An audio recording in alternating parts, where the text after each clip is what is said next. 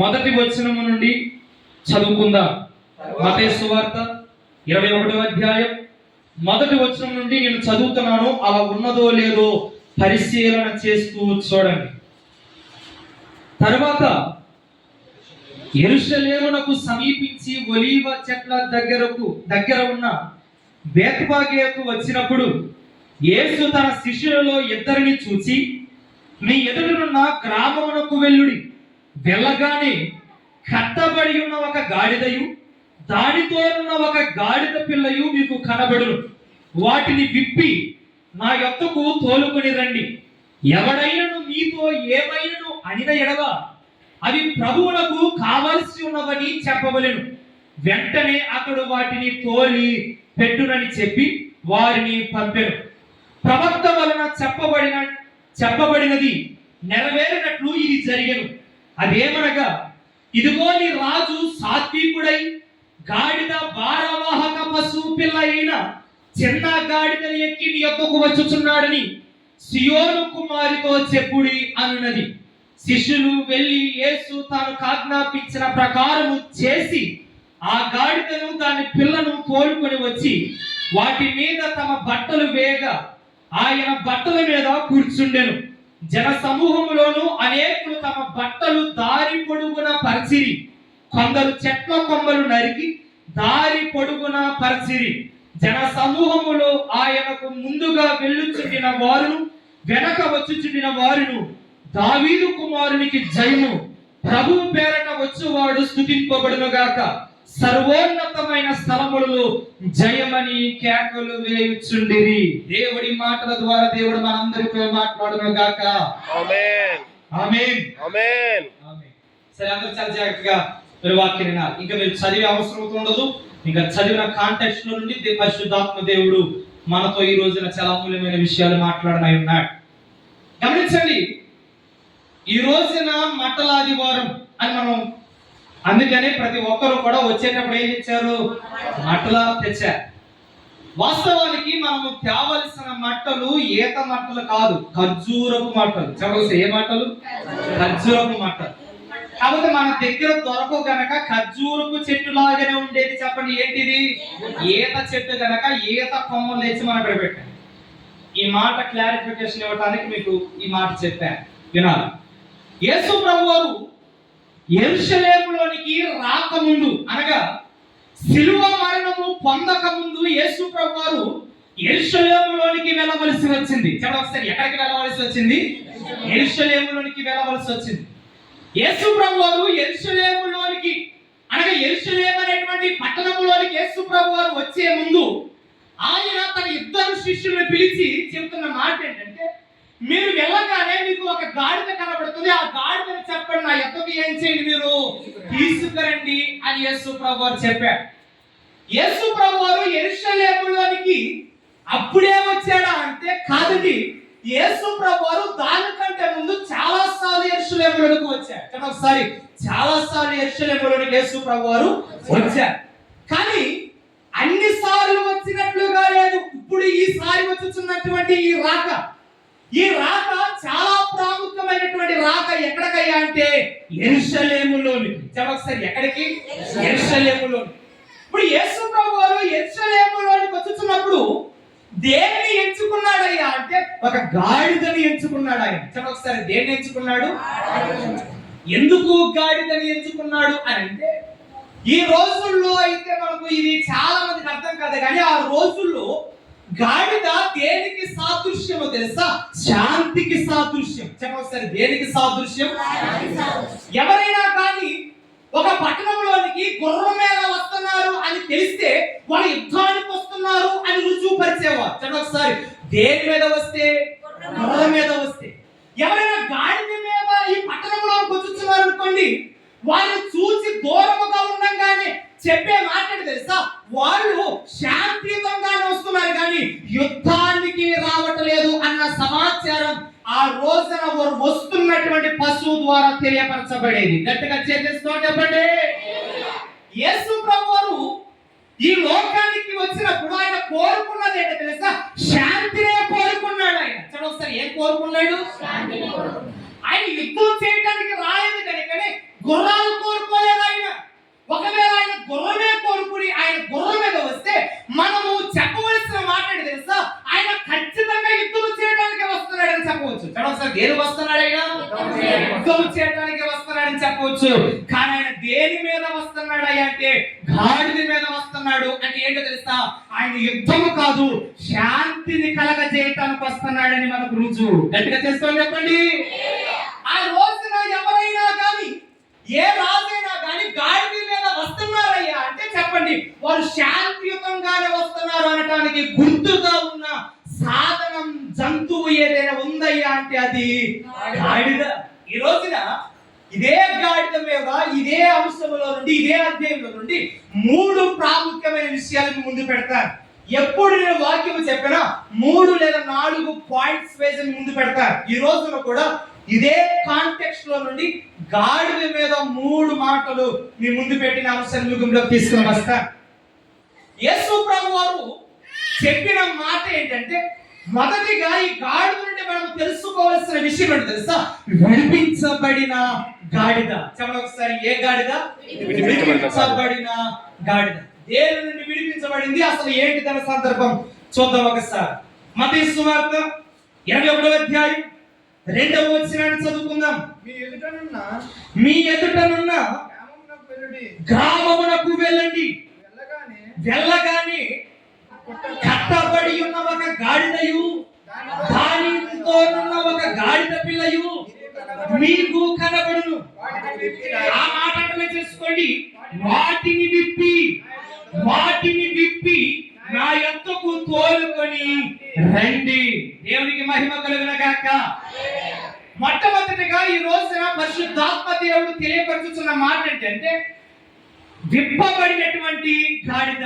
ఒకసారి, ఏం చేయబడినటువంటి గాడిద? యేసు ప్రభువారు యెరూషలేములోనికి రాకముందు ఆయన దగ్గర ఉన్న శిష్యులలో ఒక 2 శిష్యులను చూసి ఆ 2 శిష్యులను తాను ఎత్తుకు రమ్మని వాళ్ళిద్దరికి చెప్తున్న మాట ఏంటి తెలుసా? మీరు ఎదురున్న గ్రామానికి వెళ్ళండి. మీరు ఎదురున్న గ్రామానికి వెళ్ళగానే మీరు వెళ్ళటంతోనే మీకు ఒకటి కనబడుతుంది. ఏంటయ్యా అంటే, కట్టబడిన గాడిదయు దానితోనున్న గాడిద పిల్లయు మీకు కనబడుతుంది అని అన్నాడు. చెప్పండి ఒకసారి, ఏం చేయబడిన గాడిద కనబడుతుందట? కట్టబడిన గాడిద కనబడుతుందట. చెప్పండి ఒకసారి, ఏం కనబడుతుంది? కట్టబడిన గాడిద కనబడుతుంది. ఎప్పుడైతే మీరు కట్టబడిన గాడిద మీరు చూస్తారో, ఆ గాడిదను విప్పి నా యొద్దకు తీసుకురండి అని అంటున్నాడు. చెప్పండి ఒకసారి, ఏం చేసి తీసుకురావాలట? విప్పి తీసుకురావాలట. చెప్పండి ఒకసారి, ఏం చేయాలి? బైబిల్ గ్రంథంలో ఒక్కొక్క పదం చాలా విపులంగా రాయబడి ఉంటుంది. విప్పి తీసుకురండి అన్న మాట కూడా రాయాలా? దాన్ని తీసుకురండి అంటే సరిపోదు కదా. విప్పి అని మరలా విడమర్చి చెప్తున్నాడు అంటే ఇక్కడ చాలా ఏదో పరమార్థమే ఉంది. గమనించండి ఒక మాట. అక్కడ ఉన్న గాడిద ఏ స్థితిలో ఉందయ్యా అంటే కట్టబడి ఉందట. ఒకసారి, ఎక్కడ ఉంది ఆ గాడిద? ఏ స్థితిలో ఉందయ్యా అంటే కట్టబడి ఉంది. బంధించబడి ఉన్న గాడిద. ఇప్పుడు బంధించబడినటువంటి ఈ గాడిద, కట్టబడినటువంటి ఈ గాడిదను చూసినట్టు మాట తెలుసా? దాన్ని విప్పిన ఎందుకు తీసుకురండి. ఎప్పుడైతే ఆ మాట చెప్పారో, ఇప్పుడు శిష్యులు వెళ్ళారు.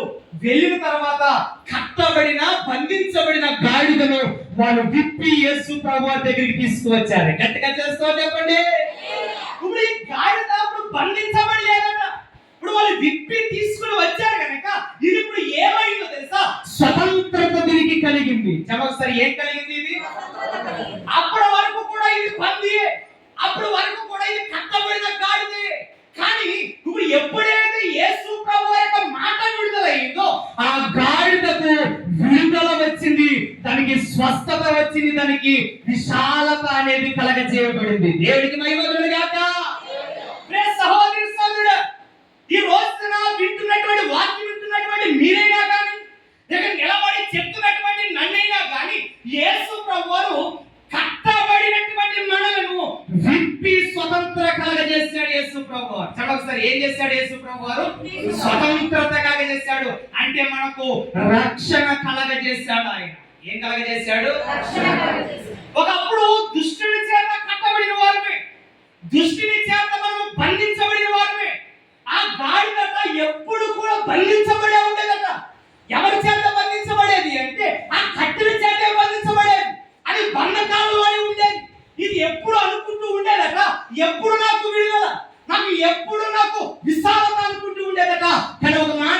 మర్చిపోకండి, ఎప్పుడైతే యేసు ప్రభు యొక్క ఉద్దేశం ఆ గాడిద మీదకి వెళ్ళిందో అప్పుడు దానికి స్వతంత్రత వచ్చేసింది. ఒకసారి ఏమొచ్చింది? దానికి స్వతంత్రత వచ్చింది.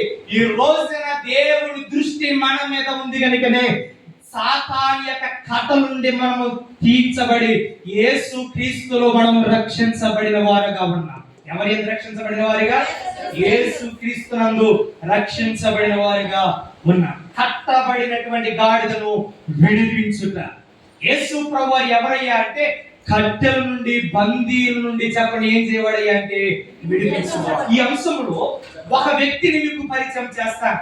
విడిపించబడుట అన్న మాటలు ఒక వ్యక్తిని మీకు పరిచయం చేస్తాను. చలో ఒకసారి మార్కు సువార్త 5వ అధ్యాయము, మార్కు సువార్త 5వ అధ్యాయము 1వ వచనం నుండి చదువుకుందాం. వారు సముద్రమునకు అద్దరినున్న గెరాసేనుల దేశమునకు వచ్చిరి.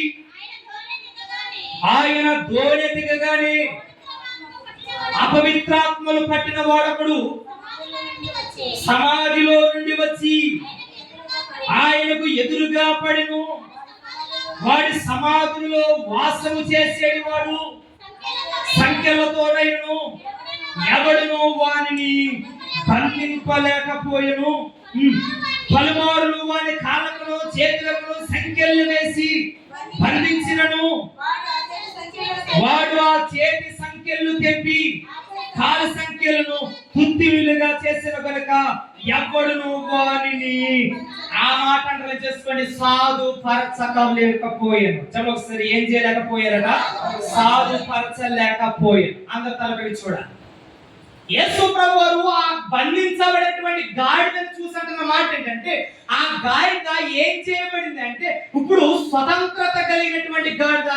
చలో ఒకసారి ఏం కలిగిన గాడిద అంటే యేసు ప్రభువారు దాన్ని విడిపించాడు. అదే మాటలో నుండి ఇక్కడ ఒక వ్యక్తిని మీకు పరిచయం చేస్తాను. ఈ వ్యక్తి పేరు ఏంటయ్యా అంటే ఈ వ్యక్తి సేన అన్న దైవములు కలిగిన వాడట. చలో ఒకసారి ఏంటట? సేన అన్న దైవము కలిగిన వాడు. యేసు ప్రభువారు గెన్నేసరేతు అన్నటువంటి గెన్నేసరేతు అన్న సముద్ర తీరానికి వచ్చినప్పుడు యేసు ప్రభువారు ఎప్పుడైతే ఆ సముద్ర తీరానికి వచ్చాడో యేసు ప్రభువారు ఆ సముద్ర తీరాన్ని నడుస్తూ ఉంటేనట ఒక దెయ్యాలు పట్టినటువంటి ఒక వ్యక్తి యేసు ప్రభువారు ఎదురుగా పరిగెత్తుకుంటూ వస్తున్నాడట. చాలా ఒకసారి ఎవరికి ఎదురుకుండా పరిగెత్తుకు వస్తున్నాడు?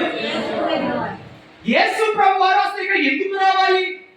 నా ప్రశ్న ఏంటంటే యేసు ప్రభువారు ఏదో ఒక పట్టణంలోకి వెళితే అక్కడ వేలాది మంది ప్రజలు ఉంటారు. అవునంటారా కాదంటారా? ఎక్కడో ప్రదేశంలోకి వెళ్తే అక్కడ చాలా జన సమూహం ఉంటుంది. కానీ యేసు ప్రభువారు వచ్చిన స్థలం ఏంటో తెలుసా?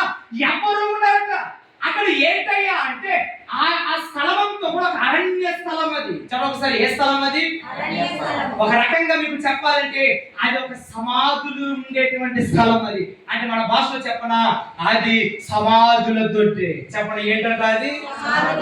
ఇప్పుడు యేసు ప్రభువు ఎప్పుడైతే వాడలో నుండి దిగాడో వాడలో నుండి దిగుతున్నప్పుడట యేసు ప్రభువుతో పాటు ఉన్న వారందరికీ విచిత్రం. ఏంటి యేసు ప్రభువు ఇక్కడికి వస్తున్నాడేంటి, యేసు ప్రభువు ఇక్కడికి వెళ్తున్నాడేంటి అన్నటువంటి విచిత్రం కలుగుతుంది. చాలా ఒకసారి అవునంటారా కాదంటారా? ఉన్న పాటిన నేను అలా సమాధులకి వెళ్తాను అనుకోండి, మీ అందరికి ఒక వింత.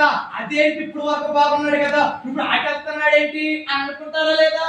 అలాగే యేసు ప్రభువారట ఈ గెన్నేసరేతు సముద్ర ఒడ్డున దిగగానే యేసు ప్రభువారట ఎవ్వరూ తిరగని ప్రదేశంలోనికి నడుచుకుంటూ వెళ్తున్నాడట. అలా వెళుతూ ఉన్నప్పుడు వీళ్ళందరూ క్వశ్చన్ మార్కుతో చూస్తున్నారు. అసలు ఎక్కడికి వెళ్తున్నాడు ఈయన, వీడికి ఏమైనా మతి స్థిమితించిందా అన్నట్లుగా చూస్తున్నారు. ఎవరి వైపు అంటే యేసు ప్రభు. అలాగే యేసు ప్రభు వారు నడుచుకుంటూ వెళ్తున్నారు. ఇంకా యేసు ప్రభు వారు వెళ్తున్నారు కదా అని యేసు ప్రభు వారి వెనకాల కూడా చెప్పండి ఎవరు వెళ్తున్నారు? యేసు ప్రభు వారి శిష్యులు కూడా వెళ్తున్నారు. వీళ్ళకి ఏది అర్థం కావట్లా, ఎక్కడికి వెళ్తున్నాడో తెలియట్లా. అలా వెళ్తున్నాడు కదా అని చెప్పండి యేసు ప్రభువాన్ని వెంబడిస్తున్నారు. అలా వెంబడిస్తున్నటువంటి కొంతసేపటికి ఒక వ్యక్తి దూరము నుండి కేకలు వేసుకుంటూ ఎత్తుకొస్తున్నారంట. ఎక్కడికి? యేసు ప్రభువారి దగ్గరికి. యేసు ప్రభువారి దగ్గరికి వచ్చేసి యేసు ప్రభువారితో మాట్లాడటం మొదలు పెట్టాడు. యేసు ప్రభువారి యొక్క పాదాల మీద పడిపోయాడు. ప్రభువా ఇక్కడ నుండి నువ్వు వెళ్ళిపో అని అంటున్నాడు అంటున్నాడు యేసు ప్రభు వారు. చెప్పండి ఒకసారి, ఏమంటున్నాడు ఈ వ్యక్తి? కొనుండి వెళ్ళిపో అని అంటున్నాడు. ఏంటి ఆయన పరిస్థితి అంటే, ఈ వ్యక్తి ఎవరయ్యా యేసు ప్రభు దగ్గరకు వచ్చిన వ్యక్తి అంటే, వీడు ఒక దెయ్యాలు పట్టినటువంటి వ్యక్తి. ఎవరి వ్యక్తి? సేన అన్నటువంటి పేరు ఉంది కదా, సేన అన్న మాటకు అర్థం ఏంటో తెలుసా? 3000 నుండి 6000 వరకు సంఖ్యను సేన అని అంటారు. ఎన్ని వేల సంఖ్య? 3000 నుండి 6000 వరకు ఉన్న సంఖ్యను సేన అని అంటారు. అంటే ఇప్పుడు ఈ వ్యక్తిలో ఎన్ని దెయ్యాలు ఉన్నాయో తెలుసా? 6000, అంటే సుమారుగా 6000 దెయ్యాలు కలిగిన వాడు. చెప్పండి, ఎన్ని వేల దెయ్యాలు? 100 దెయ్యం, 2 దెయ్యాలు, 100 దెయ్యాలు కాదట, సుమారుగా 6000 దెయ్యాలు కలిగిన వాడు ఇప్పుడు యేసు ప్రభు వారి దగ్గరికి ఏం చేస్తున్నాడు అంటే, పరిగెత్తుకుని వచ్చేస్తున్నాడు. యేసు ప్రభు వారు ఎందుకు అక్కడికి వెళ్ళాడో తెలుసా? అక్కడ ఒకడు రక్షింపబడటానికి, కట్ల నుండి విడిపించబడడానికి ఒకడు సిద్ధముగా ఉన్నాడు అని యేసు ప్రభు వారి దగ్గరికి వచ్చేసాడు. గట్టిగా చేస్తామని చెప్పండి. యేసు ప్రభు ఎందుకని ఆ స్థలంలో దిగాడో తెలుసా? అక్కడ ఒకడు రక్షించబడటానికి సిద్ధంగా ఉన్నాడు. అక్కడ ఒక వ్యక్తి కొన్ని బందీకల చేత, కొన్ని దురాత్మల చేత బంధించబడ్డాడు కనుక వాడిని విడిపించాలని యేసు ప్రభు వారు అక్కడికి వచ్చేసాడు. ఒకసారి వాడిని విడిపించాలని యేసు ప్రభు వారు అక్కడికి వచ్చాడు. ఆ రోజున ఈ బంధించబడినటువంటి గాడిదను ఎలాగైతే యేసు ప్రభు వారు విడిపించాడో, ఆ సేన అన్నటువంటి దెయ్యాలు కలిగిన వ్యక్తిని కూడా యేసు ప్రభు వారు విడిపించడానికి ఆ గెన్నేసరేతు అన్న ప్రాంతంలో దేవుడు అడుగు పెట్టాడు. గట్టిగా చేస్తామని చెప్పండి. ఈ రోజున ఎన్ని బందీల చేతను బంధించబడ్డావో నాకు తెలియదు, కానీ ఒక మాట మీకు చెప్తున్నాను. పరిశుద్ధాత్మ దేవుడు ఆ రోజున యేసు ప్రభువు గెన్నేసరేతు అనే తీరపు రోజున ఎందుకు వచ్చాడో, ఈ రోజున యేసు ప్రభువు యొక్క సంచారం కూడా ఇదే స్థలంలో ఉంది. ఎందుకయ్యా అంటే, బందీగా అయినటువంటి నిన్ను విడిపించడానికి యేసు ప్రభువు దిగి వచ్చాడు. గట్టిగా చేస్తామని చెప్పండి. అవును, యేసు ప్రభువు ఎవరయ్యా అంటే విడిపించేవాడు. ఇతను గురించి ఉంది, అతని గట్ట సంఖ్యలు వేసి బంధించాలని చూశారట. ఎందుకో తెలుసా? వీడు ఆగటం లేదు. ఒకసారి ఏం చేయట్లేదు వీడు. ఎవరు చెప్పినా, పెద్దోళ్ళు చెప్పినా, చిన్నవారు చెప్పినా, వారికి మించి అనుభవకులు చెప్పినా, అరే బాబు ఇది నీకు తగదరా అన్నా కానీ చెప్పండి, వాడు వినటం లేదట. ఎందుకని? వాడు ఒక బందీ అయిపోయాడు. ఏంటి ఆ బందీ అంటే, దురాత్మల బందీ అయిపోయాడు వాడు. చెప్పండి ఒకసారి, ఏ బందీ అయిపోయాడు? అందుకే నాకు రాయబడి ఉంది, ఎవ్వరు చెప్పినా వాడు వినటలేదట. వాడికట మరింత సంఖ్యలు వేసి చెప్పండి ఏం చేశారు? కట్టడానికి చూశారు. కానీ చెప్పండి, వాడు సాతాను దుష్ట శక్తుల చేత బందీ అయిపోయాడు కనుక వాటిని సైతము తుత్తునీలుగా చేసేస్తాడట. అంటే ఇక్కడ ఈ మాట ఏంటి తెలుసా? పెద్దవాళ్ళు చెప్పినా కానీ ఆ మాటను సునాయాసనంగా పక్కన పెట్టేసేటువంటి తత్వం. చెప్పండి ఒకసారి, ఏంటంటే ఈ తత్వం? అరే బాబు, నువ్వు తప్పు చేస్తున్నావు, ఆ తప్పు చేస్తే నీ కుటుంబము, నీ బిడ్డలు, నీ భార్య సర్వనాశనం అయిపోతారని చెప్పినా కానీ ఈ మాటలు సైతం కూడా ఏం చేస్తాడట ఈ వ్యక్తి అయ్యా అంటే, పక్కన పెట్టి తుత్తునీలుగా చేసేస్తున్నాడట. అలాంటి బందీ అయిపోయినటువంటి వ్యక్తి దగ్గరికి నేను ప్రకటించుచున్న నజరేయుడైన యేసు దిగి వచ్చేసాడు. గట్టిగా చేస్తామని చెప్పండి. ఎందుకు దిగి వచ్చేసాడు తెలుసా? వాడు ఆ బందీల నుండి విడిపించడానికే యేసు ప్రభువు స్థలంలో అడిగి పెట్టాడు. ఒకసారి ఏం చేయడానికి అడిగి పెట్టాడు? బందీల నుండి విడిపించడానికి. చెప్పండి ఒకసారి, ఏం చేయడానికి? బందీల నుండి విడిపించడానికి. మొట్టమొదటిగా విడిపించబడిన గాడిద అనే అంశములో ఎలాంటి బంధకాల చేత ఉన్నా గానీ ఆ బంధకాలన్నీ కూడా నా ప్రభు అయిన యేసు విడిపించగలడు. ఏం చేయగలడు? ఆయన విడిపించగలడు. ఈ గాడిదట ఎప్పుడైతే యేసు ప్రభు వారు వెళ్ళి మీరు చూడడానికి తీసుకురన్నారో, ఆ గాడిద ఎటువంటి పని చేయదు. చెప్పండి ఒకసారి, ఏం చేయదు? ఎటువంటి పని చేయదు. బైబిల్ గ్రంథంలో నేను పలుసార్లు చెప్తున్నాను, అలంకార భాష కలిగినటువంటిది బైబిల్ గ్రంథం. చెప్పండి ఒకసారి, ఏ భాష కలిగింది? ఆ గాడిద అన్న ప్లేస్ లో ఎవరికి సాదృశ్యంగా ఉందో తెలుసా? అది విశ్వాసులకు సాదృశ్యం. చెప్పండి ఒకసారి, ఎవరికి సాదృశ్యం? ఇప్పుడు బంధించబడిన వారిని ఆ రోజున గాడిద విడిపించినట్లుగానే ఆ సేన అనేటువంటి దెయ్యాలు పట్టినటువంటి వ్యక్తిని యేసు ప్రభువు విడిపించినట్లుగానే యేసు ప్రభువు నిలబడిన నాతో సైతం కూడా ఏం చేశాడు తెలుసా? విడిపించి రక్షించి, ఇదిగో ఇక్కడ మీరు చూసారా, ఈ స్థలంలో యేసు ప్రభువు నన్ను నిలబెట్టాడు. మీరు నమ్మితే ఒక మాట మీకు చెప్తున్నాను, మీరు ఏ బంధకాల చేత బంధించబడ్డారో నాకు తెలియదు, కానీ మీరు యేసు ప్రభువు దగ్గరికి వచ్చారు కనుక, ప్రభువా నన్ను విడిపించు అంటే నీ బంధకాలన్నీ కూడా నా ప్రభు అయిన యేసు ప్రభువారు విడిపించును గాక. ఆమేన్. మొట్టమొదటిగా విడిపించబడినటువంటి గాడిద. చెప్పండి ఏం చేయబడిన గాడిద? నువ్వు కోరుకున్న గాడిద. చెప్పండి ఏ గాడిద? కోరుకున్న గాడిద. చూద్దాం ఒకసారి మత్తయి సువార్త 21వ అధ్యాయం 3వ వచనాన్ని చదువుకుందాం. త్వరగా చూద్దాం. మత్తయి సువార్త 21వ అధ్యాయం 3వ వచనం. ఎవడైనను మీతో ఏమైనను అనిన ఎడల అవి ప్రభువులకు కావలసి ఉన్నవని చెప్పవలను. ఒకసారి ఎవరికి కావలసి ఉన్నవని చెప్పాలట? ఎవరైనా కానీ వచ్చి నీకు ఎందుకయ్యా ఇవి అంటే ఎవరు కావాలట ఇవి? అందుకే ఈ మాటకు నీకు పెట్టిన పేరేంటి తెలుసా? యేసు కోరుకున్న గాడిద. ఎవరు కోరుకున్న గాడిద? నువ్వు నేను కోరుకున్న గాడిద కాదట. ఎవరు కోరుకున్నదో తెలుసా? సాక్షాత్తు నజరేయుడైన యేసు కోరుకున్న వాహనమట కార్తవం అనేది. గట్టిగా చేస్తావు చెప్పండి. సహోదరి సహోదరుడా, యేసు ప్రభువు ఈ లోకంలో మంచి మంచి పేరు కాంచిన గుర్రాలను కోరుకోలేదు. యేసు ప్రభువు ఈ లోకంలో పేరు కాంచినటువంటి వాహనాలను కోరుకోలేదు. మరి దేని కోరుకున్నారయ్యా అంటే, అందరూ చిన్న చూపు చూసేటువంటి, అందరూ కూడా అసహించుకునేటువంటి గాడిదనే యేసు ప్రభువు కోరుకున్నారు. ఆయన గట్టిగా చేస్తాం చెప్తే మాట మీరు చెప్తున్నాను గమనించండి. ఈ లోకంలో గనులైన వారు అనేక మంది ఉండవచ్చు, కానీ అల్పుడైనటువంటి మనల్ని యేసు ప్రభువు ఎన్నుకున్నాడు. దేవుడికి మహిమ కలుగును గాక. ఒక మాట అడుగుతాను చెప్పండి. గుర్రాన్ని గాడిదను పక్క పక్కన పెడితే ఈ రెండిట్లో మీరు ఏది కోరుకుంటారు అని మిమ్మల్ని అడిగారనుకోండి, మీరు ఏమంటారు? ఖచ్చితంగా గుర్రమే కావాలి అంటారు. అవునంటారా కాదంటారా? అందరూ చిన్న చూపు చూసేది ఏంటో తెలుసా? గాడిదనే. గుర్రాలు కదా మంచి మంచి ఖరీదైన ఆహారం పెడతారు, కానీ చెప్పండి గాడిదనట అలా తిండిలో ఒక ముద్దలో పెట్టారట, పాసిపోయిన పడేస్తారు కదా. చెప్పండి ఏం పడేస్తారు? ఏంటి? నిన్నటిది మొన్నటిది మనం దాచుకుంటాం చూడండి చక్కగా ఫ్రిడ్జ్ లో, అలాంటి పడేస్తారట. అంటే తినటానికి పనికి రానివ్వండి. దేనికి? అంటే మాట చెప్తాను గమనించండి. ఎవ్వరూ కోరుకోండి, అందరూ ఆశ్రయించుకునేది నా ప్రభు అయిన యేసు కోరుకుని ఘనమైనదిగా చేయగలిగిన నాదుడు నిన్ను ప్రకటిస్తున్న యేసు. గట్టిగా చేసుకోండి చెప్పండి. మాట చెప్తాను గమనించండి. ఈ మాటలో నుండి మరొక వ్యక్తిని మీకు పరిచయం చేస్తాను. ఆయన పేరు దావీదు. చెప్పండి ఆయన పేరు దావీదు. మొదటి సమూయేలు గ్రంథము ఇంటికి చదవండి. 16వ అధ్యాయం 17వ వచనం, 17వ అధ్యాయం మీరు చూసుకున్నట్లయితే అక్కడ దావీదు కనబడతాడు. దావీదట తన తండ్రి చేత సైతము కూడా చేదరించబడిన వాడిగా కనబడతాడు. చూడండి, ఎవరి చేత సైతము చేదరించబడిన వాడు? అతను బంధుమిత్రుల చేత చేదరించబడిన వాడైతే అనుకోవచ్చు.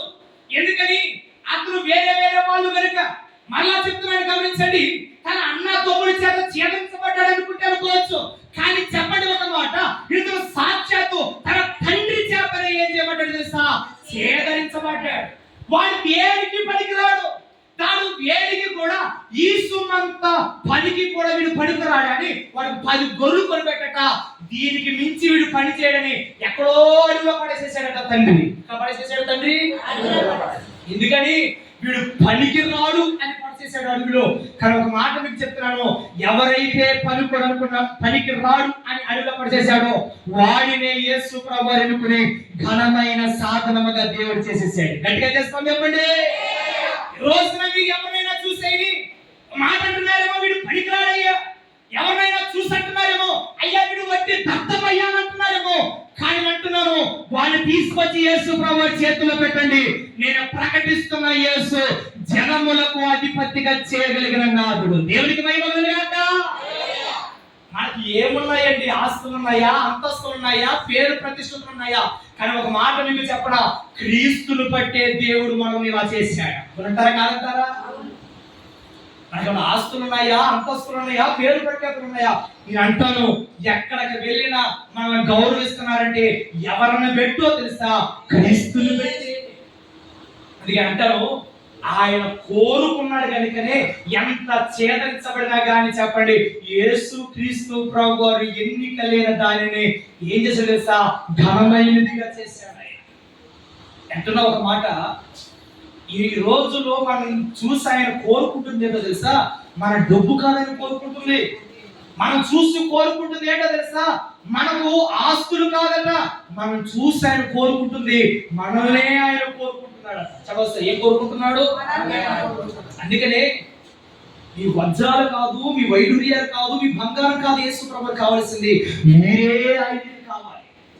అంటాను, మిమ్మల్ని ఎంత చేర్చుకున్నా మిమ్మల్ని మీరు యేసు ప్రభు చేతిలో పెట్టుకోండి, నా ప్రభు అయిన యేసు ఖండానికి ఆశీర్వాదకరంగా చేసేస్తాడు. చూస్తే ఎలా చేసేస్తాడు? ఖండానికి ఆశీర్వాదకరంగా చేస్తాడు. ఎన్నిక లేని వారిని చెప్పండి ఖండాన్ని రక్షణలోకి నడిపించేవాడిగా చేస్తాడు. కోరుకుంటే ఎలాంటి వారిని కోరుకుంటాడో తెలుసా? ఎవ్వరూ పనికిరారు అంతా చూడండి, వారినే యేసు ప్రభు కోరుకుంటారు. పాల్ యాంగిచో గారి గురించి మాట చెప్తాను, ఇక్కడ చాలా ఇంపార్టెంట్. పాల్ యాంగిచో గారు నాకు గుర్తున్నంత వరకు 2019లో ఆయన చనిపోయారు అనుకుంటా.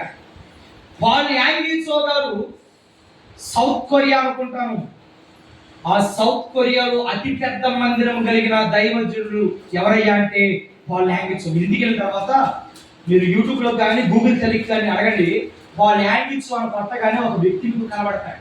సౌత్ ఆఫ్రికా అనుకుంటాను. ఎంత గొప్ప దైవజనుడు తెలుసా? అసలు ఈ దైవజనుడు రక్షణలోనికి ఎలా వచ్చాడయ్యా అంటే, ఈ వ్యక్తి ఒక క్షయ రోగంతో బాధపడేవాడు. చూడండి, ఏ రోగంతో బాధపడేవాడు? ఆ రోజుల్లో క్షయ రోగం వచ్చిందయ్యా అంటే ఇక ఆ వ్యక్తి చచ్చిపోయాడని మాటే. చూడండి, ఏమైపోయాడు అన్నమాట? చచ్చిపోయాడు అన్నమాట. ఈ వ్యక్తికి ఏమొచ్చిందయ్యా? ఈ పాల్ యాంగిచో గారికి అంటే క్షయ రోగం వచ్చింది. ఇప్పుడు ఈ వ్యక్తి రోగం వచ్చింది కనుక ఈ వ్యక్తిని ఏం చేశారు తెలుసా? ఒక ప్రత్యేకమైన గదులు పెట్టేశారు. ఎందుకయ్యా అంటే ఈ క్షయ రోగం ఒకరి నుండి ఒకరికి వ్యాప్తి చెంది. ఒకసారి ఏం చేయబడేది? ఒకరి నుండి ఒకరికి వ్యాప్తి చెందేది. ఈ రోజులైతే మెడిసిన్ వచ్చేసింది, కానీ ఆ రోజుల్లో క్షయ రోగానికి ఏది తెలుసా? మెడిసిన్ లేదు. అది ద్వారా ఏం చేశారు తెలుసా? ఇప్పుడు పాల్ యాంగిచో గారికి వచ్చేసింది చిన్న వయసులోనే ఈ క్షయ రోగాన్ని. కాబట్టి ఇప్పుడు ఈ వ్యక్తిని ఒక ప్రత్యేకమైన రూమ్ లో పెట్టేశారు. ఒక మాట గమనించండి, కుక్కకి ఎలాగైతే దూరంగా నుంచుని అన్నాన్ని గెట్టేస్తారో అలా గెట్టేసేవారంట చెప్పండి సొంత బంధుమిత్రులే. కారణం ఏంటో తెలుసా? అక్కడికి వెళితే చెప్పండి ఆ రోగము మాకు కూడా అంటుకుంటుంది. అలా పరిస్థితుల్లో ఈ రోగం రోజు రోజుకి ఏమైపోతుంది తెలుసా? ముదిరిపోతూ వచ్చింది. ఆ ప్రాయంలో ఇక ఇంటి రోజు కూడా ఎవరు అతని దగ్గరికి రావడానికి సాహసించలేదు. ఎందుకని? ఇది రోజుగా రోగం పెరిగిపోతుంది కనుక ఇతనికి సాహసించక అతని దగ్గరికి రావడానికి కూడా మానేశారు. ఇతనికి రోగం కంటే మానసిక బాధే అంటారా కాదంటారా? ఇతని దగ్గరికి రోగం కంటే మానసిక బాధ ఎక్కువైపోయింది తెలుసా? నన్ను పలకరించి పేరు పెట్టి పిలిచే నాదుడే. ఈ మాట మనకు బాగా తెలుసు. ఎప్పుడో తెలుసా? Corona virus. రోగం కంటే భయంతో చచ్చిపోవడం ఎక్కువ ఉన్నారు. రోగం కంటే భయంతో చచ్చిపోయిన వాళ్ళు అనేక మంది సంఖ్యలో ఉన్న వాళ్ళు ఉన్నారు. నాకు తెలిసిన వాళ్ళు చాలా మంది కూడా రోగం కాకుండా భయంతో చచ్చిపోవడం కూడా నాకు తెలుసు. ఎందుకు ఈ మాట చెప్తున్నానంటే, ఆ రోజున పాల్ యాంగిచో వచ్చినటువంటి రోగం అతనికి రోగం కంటే ఎంత వ్యాధి, మనోవ్యాధి ఎక్కువైపోయింది. పలకరించే నాదుడే లేకపోయాడు. ఆ రోజు అలా గడుస్తున్నాయి. అతను అదే రూమ్ లో ఉండేవాడు. ఒక రోజున హఠాత్తుగా తలుపు తట్టడం, ఆ శబ్దం అతను విన్నాడట. చమత్సారి ఏం తట్టడం శబ్దం? ఏంటి, ఎవరు వచ్చారు? ఇప్పుడు వరకు కూడా ఏ ఒక్కరు నా దగ్గరికి రాలేదు కదా, అసలు ఎవరు ఈ వ్యక్తి వచ్చాడు అని ఆ డోరు ఆక్షేపంగా తీసేవాడట. చెప్పండి ఏంటయ్యా అంటే, ఆ డోరు తెరిచి చూసేసరికట ఆ గుమ్మ ముందు ఒక చిన్న పాప నిల్చున్నారు. వెంటనే ఆ పాపను చూసేసరికి ఈ పాల్ యాంగిచో గారు గదులుకున్నాడు. ఎందుకు గదులుకున్నాడు తెలుసా? నాకున్న రోగం నీకు అంటుకుపోద్ది, వెళ్ళిపో అని గదురుకున్నాడు. అలా గదురుకుంటే అప్పుడు పాప అంటుంది, అంకుల్ అంకుల్ నీకు యేసు ప్రభు అని తెలుసా అని అంటున్నాను. ఒకసారి ఏమంటున్నావే, నాకు యేసు ప్రభు అని తెలియదు, ఇంకొకెవరు తెలియదు, నువ్వు వెళ్ళిపోకపోలేదు అని ఆ మొహం ముందే డోరేసేసాడట. కారణం ఏంటో తెలుసా, ప్రేమ ఉన్న చెప్పండి రోగం అంటుకుపోద్దేమో అని. మళ్ళా రెండవ రోజు వచ్చింది. వస్తూ ఆమె ఉట్టి చేతులతో రాలేదు. ఏం తెచ్చిందో తెలుసా, ఇదిగో ఈ పరిశుద్ధ బైబిల్ గ్రంథాన్ని చేత పట్టుకుని వచ్చి డోరు కొడుతుంది. డోరు కొట్టగానే తీశాడు. ఎవరా అని చూసేసరికి చెప్పండి ఆ చిన్న పాప నిలబడింది. ఏంటి మళ్ళా వచ్చావు, వెళ్ళిపోతున్నాను కదా నిన్న అని గదురుకున్నాడట. మళ్ళీ గదురుకునేసరికి ఆమె అంటుందట, అంకుల్ ఈ బైబిల్ తీసుకుని చదవండి అంకుల్ అని ఇచ్చింది. ఒకసారి ఏం చదవనిచ్చింది, నాకు బైబిల్ వద్దు ఏం వద్దు అని గదురుకున్నా కానీ వెళ్ళకపోయేసరికి ఆమె వెళ్ళాలంటే ఏం చేయాలి, బైబిల్ గ్రంథాన్ని తీసుకోవాలి. సరే అని తీసుకున్నాడు. నువ్వు వెళ్ళిపో అన్నాడు. డోరేసేసాడు. ఆ బైబిల్ గ్రంథం తీసుకుని ఒక టేబుల్ మీద పెట్టేశాడు. అలాగా ఉన్నాడు. మూడవ రోజు గడిచింది. మూడవ రోజున మరలా తలుపు శబ్దము వినబడింది. మళ్ళా తీసేసరికి కనబడిన వారు తెలుసా, చిన్నబాబు కనబడింది. అంటుంది, అంకుల్ నేను ఇచ్చాను కదా బైబిల్ గ్రంథం, మీరు చదివారా అంది. అమ్మా నేనేమి చదవలేదు, నేను ఇక్కడ రాబోతున్నాడు కదా, నువ్వు ఎందుకు వస్తున్నావని గదురుకోవటం మొదలు పెట్టాడు. కానీ ఆ పాప మరలా ఆ చిన్న స్వరం అడుగుతుంది, అంకుల్ బైబిల్ గ్రంథాన్ని ఒక్కసారి అంకుల్ అని అంటుంది. సరే నేను చదువుతానులే అని ఆ కన్నీరు పెట్టుకుంటూనే డోరేసేసాడు. వెళ్ళిపోయింది. ఇన్నిసార్లు అడుగుతుంది కదా అని ఒకసారి తెరిచాడు బైబిల్ గ్రంథాన్ని. ఒకసారి ఏం చేశాడు, తెరిచి చూసేసరికి సువార్త మొదలు వచ్చిన ఉంది. ఏమని, అబ్రహాము వంశావళిలాగు అబ్రహాం ఇస్సాకు కనే ఇస్సాకు యాకోబు తన అన్నదమ్ముడు కనే ఇలాగా వరుస క్రమం ఉంటుంది.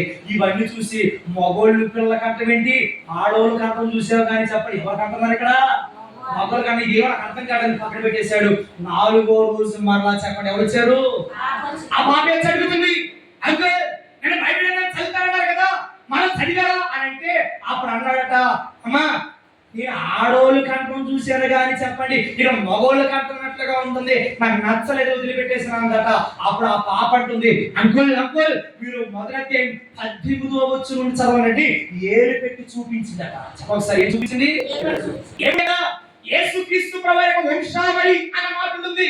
అక్కడ నుండి చదవడం మొదలు పెట్టాడు. చాలా జాగ్రత్తగా మాటలు ఆలకించండి. ఈ పాయాంగి చోదారు అలా చదువుతూ ఉంటే చాలా ఆశ్చర్యంగా ఉంది.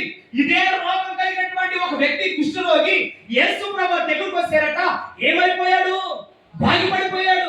ఇలా వింటూ ఉంటే ఇలా చదువుతూ ఉంటే చాలా ఆశ్చర్యంగా అనిపిస్తుంది. అలా మత్తయి సువార్త అంతా చదివేశాడు. పాయాంగిచో ఏం చదివేశాడు, మరి ఏం పడేది కదా.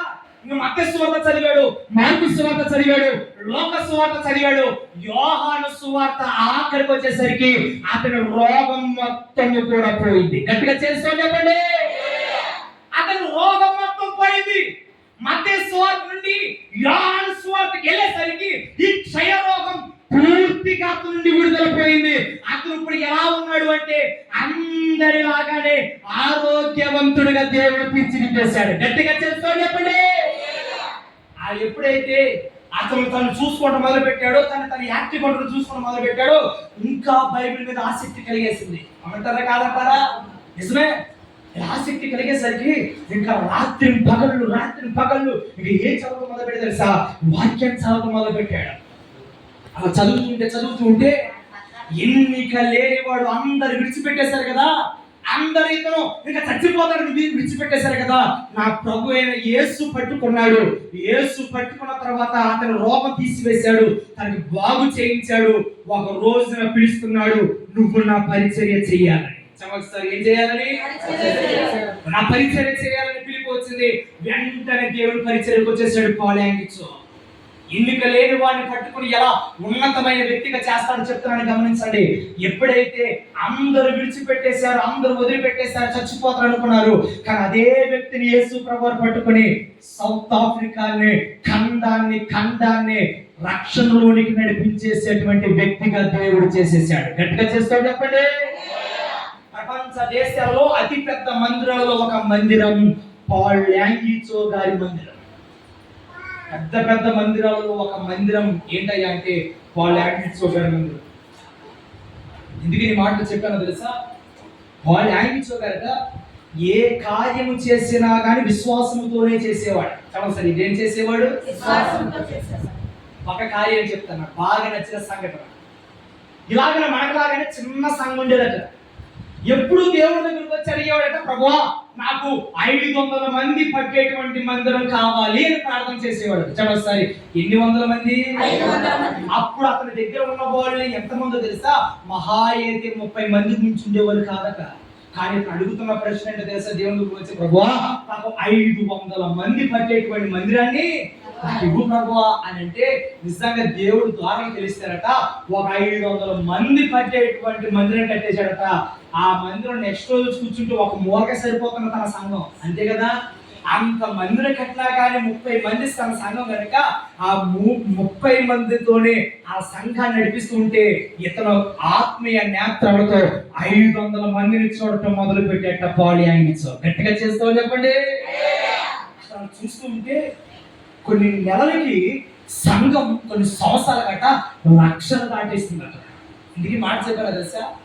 భక్తుల యొక్క జీవితాలు ఎందుకు అప్పుడప్పుడు జ్ఞాపకం చేసుకుంటారంటే, వారు నిరంతరం విశ్వాసంతో అడుగులు వేశారు. వాళ్ళు దేనితో అడుగులు వేశారు?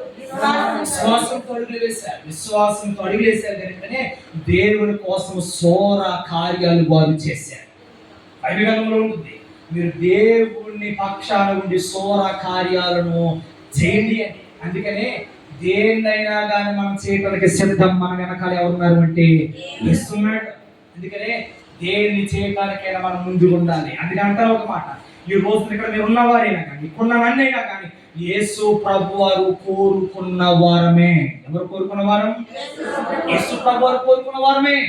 ఆ రోజు నా గాడిదను కోరుకున్నాడు కనుకనే చెప్పండి, యేసు ప్రభు వారు ఎంతో ఉన్నతమైన దానిగా తీర్చిదిద్దారు. మూడోది చెప్తాను, గాడిదను ఘనపరచుట. చూడండి ఒకసారి 21వ అధ్యాయం 6వ వచనాన్ని చదువుకుందాం.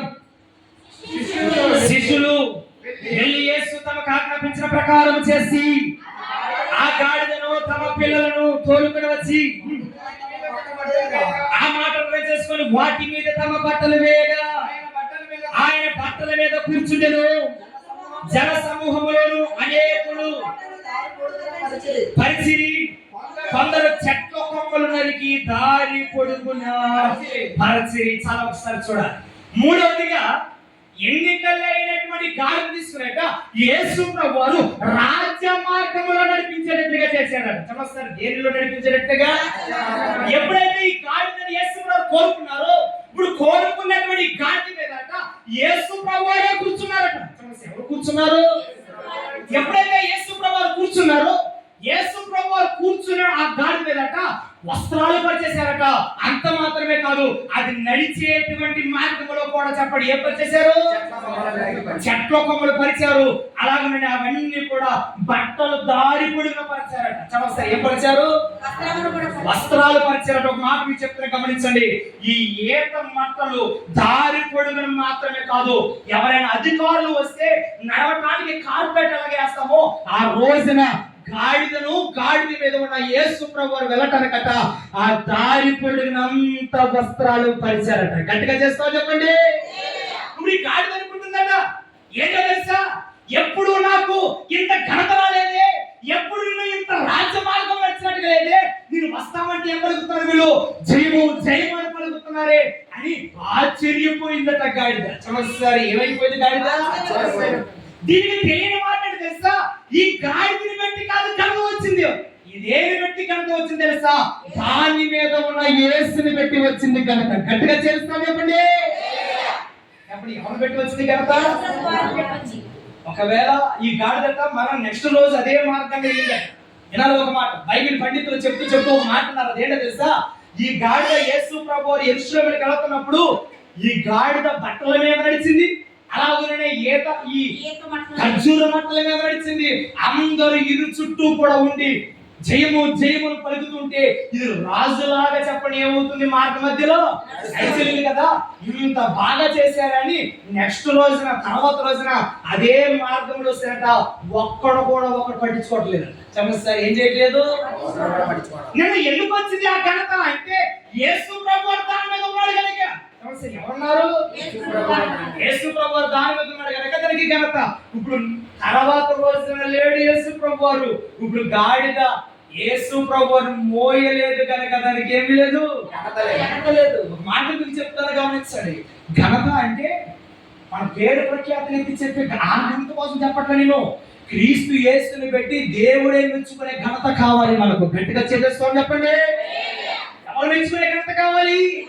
మనుషులు మెచ్చుకునే ఘనత కాదు, మనుషులు మెచ్చుకునేటువంటి పేరు ప్రఖ్యాతులు కాదు. మనము పాటుపడాల్సింది ప్రభువా నీవే మెచ్చుకునే ఘనత కావాలని మనము దేవుని దగ్గరకు వచ్చి అడగాలి. ఈ గాడిద ఎవరి మెప్పు పొందుకుంది తెలుసా? ఒకటి యేసు ప్రభు వారి యొక్క మెప్పు, రెండు యేసు ప్రభు వారి యొక్క మెప్పుతో పాటు చెప్పిన తన చుట్టూ ఉండేటువంటి జనాంగము ద్వారా కూడా మెప్పు పొందుకుంది. కారణం ఏంటో తెలుసా? ఈ గాడిద క్రీస్తును మోసే గాడిద. చెప్పండి, ఏ గాడిద? విశ్వాస జీవితాన్ని బైబిల్ గ్రంథంలో గాడిద పోల్చారన్నాను కదా. ఇప్పుడు ఈ రోజున మీ దగ్గరకు వచ్చిన వాక్య పరిచయం చేస్తున్నాను అంటే ఇప్పుడు మీ ఎవరి పేరట వచ్చి పోలిస్తారు తెలుసా? క్రీస్తును మోసే గాడిదగా వచ్చి యేసు ప్రభు యొక్క మాటలు మీ ముందు పెడుతున్నాను. గట్టిగా చేస్తున్నాం చెప్పండి. ఈ మాటలు వింటున్నా సోదరుడా, మన మీద ఉన్నప్పుడే క్రీస్తు ఘనత ఉంటుంది. ఎవరు మన మీద ఉన్నప్పుడు? అందుకనే మన మీద ఎవరు ఉండాలని కోరుకోవాలి తెలుసా? ప్రభువా నీవే ఉండాలని కోరుకోవాలి. అప్పుడే క్రీస్తునందు మనకు ఘనత. ఎంతలో మనుషులు మెచ్చుకుంటే ఎంత, మెచ్చుకోకపోతే ఎంత. ఎందుకో తెలుసా? ఈ రోజులు మెచ్చుకున్నారంటే రేపన్న నాన్న ఒక రోజు మనం దూషిస్తారు కూడా. మనుషుల యొక్క తత్వం అది. అవుతారా కాదంటారా? ఈ రోజున మనం ఏ నోటితో అయితే మనం మెచ్చుకున్నారో అదే నోటితో దూషిస్తారు. అందుకనే ప్రారంభం నుండి కూడా పరిశుద్ధాత్మ దేవుడు చెప్పిన మాట ఏంటో తెలుసా? నువ్వు మనుషుల ఘనత కోసం కాదు, దేవుని ఘనత కోసం ముందుకు వెళ్ళాలి అని నేర్పించాడు. చెప్పండి, ఎవరి ఘనత కోసం? ఘనత అంటే ఎలా ఉంటుందో చెప్తానండి. నేను ప్రేమించే దైవ సేవకులు ఒక దైవజనుడు డిజిఎస్ దినకరన్ గారు. చెప్పండి, ఆయన పేరు డిజిఎస్ దినకరన్ గారు. ఈ దినకరన్ గారి పరిచర్య ఏంటో తెలుసా? సంఘ పరిచర్య కాదు, స్వార్థకుని పరిచర్య. చెప్పండి, ఏ పరిచర్య? పరిచర్యలో రకాలు ఉన్నాయి. అవి మీరు ఎప్పుడైనా దేవుడి ప్రత్యక్షత ఉంటే ఖచ్చితంగా ఆ విషయాలు ముందు పెడతాను. సంఘ పరిచర్య అంటే ఇది సంఘ పరిచర్య. ఒక సేవకుడు ఉంటాడు, ఆ సంఘాన్ని నడిపించిన సంఘ పరిచర్య. మరొకటి ఉంటుంది, అది సువార్తికుల పరిచర్య. ఏంటో తెలుసా? బయటికి వెళ్ళి సువార్త ప్రకటించుకుంటూ వెళ్ళటమే. ఈ డిజిఎస్ దినకరన్ గారట చాలా జాగ్రత్తగా, ఆయన సభలు పెడితే లక్షల మంది వస్తారట. చెప్పొస్తాయి, ఎంతమంది వస్తారు? లక్షల మంది వస్తారు. లక్షల మంది వస్తారు, సువార్తనంతా అందిస్తారు. ఆదివారం వస్తే తను వెళ్ళేటువంటి సంఘములో అందరి విశ్వాసులాగా కూర్చునేవాడట డిజిఎస్ దినకరన్ గారు. చెప్పొస్తాయి, ఎలా కూర్చునేవాడట? అందరి విశ్వాసులాగా కూర్చునేవాడు. నా భారతదేశ వాళ్ళ చాలా ఆశ్చర్యం వేసింది. అందుకనే అనేక దైవజనుల అనుభవాలతో చెప్తున్న మాట ఏంటో తెలుసా? దేవుడు హెచ్చిస్తే ఎవరు పడగొట్టలేడు, దేవుడే పడగొడితే ఎవరు హెచ్చించలేడు. గట్టిగా చేస్తామని చెప్పండి. అందుకే నేను అంటాను, ప్రభువా నువ్వే నన్ను హెచ్చించు కానీ మనుషుల చేత మాత్రం నాకు హెచ్చింపు వద్దు. ఎందుకు తెలుసా? దేవుడే హెచ్చిస్తే ఏ ఒక్కడు పడగొట్టలేడు. ఇది వాస్తవం. దేవుడు హెచ్చిస్తే ఏ ఒక్కడు పడగొట్టలేడు. దేవుడే పడగొడితే ఏ ఒక్కడు హెచ్చించలేడు. చెప్పండి, ఏం చేయలేడు? ఏ ఒక్కడు హెచ్చించలేడు. అందుకనే మనం అందరము నేర్చుకోవాల్సిన పాఠం ఏంటో తెలుసా? దేవుడి దగ్గరకు వచ్చినప్పుడు ప్రభువా నేను నీ ఘనతకై ఉండాలి, మనుషుల ఘనతకై నాకు వద్దు ప్రభువా అని మొహమ్మద్ దేవశేఖర్ ఏం రాశారో తెలుసా? చదువు నా ఇదిగో అన్న మాటలో చాలా అమూల్యమైన మాట రాస్తారు. ప్రభువా నా చేతులు ఇదిగో, నా కాళ్ళు ఇదిగో, నా స్వామి ఇదిగో అని రాస్తారు. ఎందుకు ఈ మాటలు చెప్తున్నానంటే మనం నేర్చుకునే స్థితిలో ఉన్నాం కనుక ఖచ్చితంగా ఈ మాటలు మీరు అందరూ నేర్చుకోవాలి. మనం ఎవరి ఘనత పొందుకోవాలి అంటే చెప్పండి, క్రీస్తు యేసు ఘనత పొందుకోవాలి. ఎవరి ఘనత పొందుకోవాలి? క్రీస్తు యేసు ఘనత పొందుకోవాలి. అందుకనే కీర్తన గ్రంథం 118 ఉంటుంది, మీరు రాజును ఆశ్రయించుట కంటే మనుషులను ఆశ్రయించుట కంటే యెహోవాను ఆశ్రయించుట ఎందుకు మేలు. మనుషులను ఆశ్రయిస్తే ఒక రోజున మిమ్మల్ని ఎవరైతే హెచ్చిస్తారనుకుంటారో వాళ్ళు పడగొట్టేస్తారు. మనుషులను నమ్మవద్దు. ఎవరు నమ్మొద్దు? ఒక మాట చెప్తాను గమనించండి. అందరినీ ప్రేమించండి కానీ ఎవరిని నమ్మకండి. ఈ మాట ఏంటి అంటే ఇది మీకు ఇంకా ముందుకెళ్ళిపోయి దీని వివరణతో చెప్తూ మీకు చెప్తాను కానీ ఒక మాట కట్ చేస్తూ ముందుకెళ్తున్నాను. మీరు అందరినీ ప్రేమపూర్వకంగా ప్రేమించండి కానీ ఎవరిని కూడా ఏం చేయొద్దు. మన వెనకాలే ఉంటారు, బల్లె పోటు పొడిచి వెళ్ళిపోతారు. అది ఒక మాట మీకు చెప్తున్నా, గమనించండి. క్రీస్తు యేసు ప్రేమను పంచండి, క్రీస్తు యేసులో ఉండండి. మనం నమ్మవలసింది ఎవరినయ్యా అంటే మనం చేసే పని ఏంటో తెలుసా? దేవుడు తప్ప అందరిని నమ్ముతాం. అంటారా కాదంటారా? ఇది వాస్తవం. దేవుని తప్ప అందరిని నమ్ముతాం. యేసు ప్రభు దగ్గరకు వస్తే నీకు మేలు చేస్తాడయ్యా అంటే నమ్మం, కానీ అక్కడికి వెళితే ఏదో చేస్తాడంటే నమ్ముతాం మనం. అవును, ఇది వాస్తవం. ఎందుకో తెలుసా? అక్కడికి వెళితే గుడ్డులో నుండి రక్తం వస్తుందంటే వస్తుంది. దేంట్లో నుండి వస్తుందట? నిమ్మకాయలో నుండి వస్తుందట. ఆ రక్తం నీకు రప్పించగలను. చదువుకున్న సైంటిఫిక్ లో నిమ్మకాయ నుండి రక్తం ఎలా రప్పించాలో మాకు బాగా తెలుసా? రక్తం రప్పిస్తే అది ఒక విచిత్రమా? అది ఒక సైన్స్ మాత్రమే. ఒక మాట మీకు చెప్తాను, గమనించండి.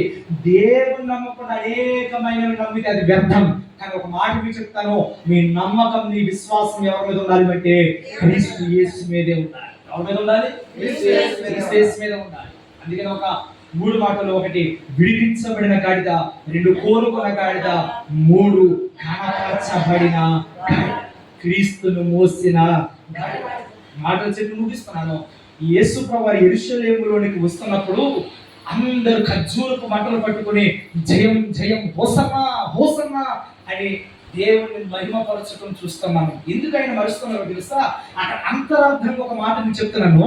యెరూషలేములోనికి యేసు ప్రభు వారు పట్టాభిషేకానికి వచ్చాడు. చెప్పండి సార్, దేనికోసం వచ్చాడు ఆయన?